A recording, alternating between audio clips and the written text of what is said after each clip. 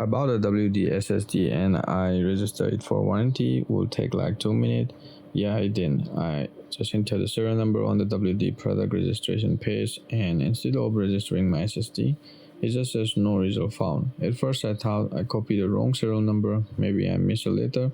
Maybe I typed the wrong code. So I double checked everything and it was still the same error.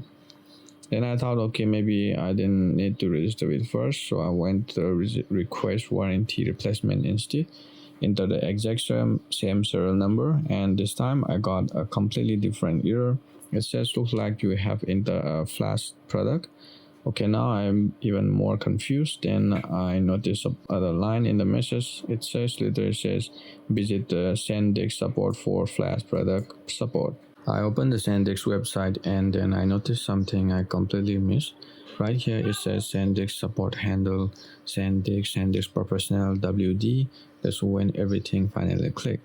The issue isn't that the serial number is wrong. The issue is that I was trying to register a flash product on the wrong support portal. I opened the SanDisk product registration page, select the WD brand, enter the exact same serial number, fill in my information, uploaded my proof of purchase, and click submit. And there it is. Congratulations, your product has been registered successfully.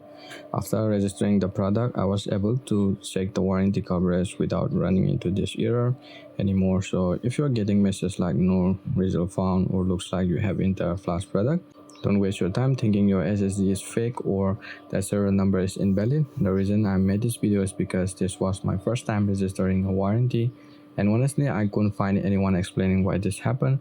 Most tutorials just tell you where to click, but they just never explain that's what's actually causing the error. Hopefully this saved you the same confusion I went through, and if you want me to make another video showing how to create the RMA, how I pick the SSD exactly, where I ship it for the warranty replacement, let me know in the comment section and I'll be happy to make that video next.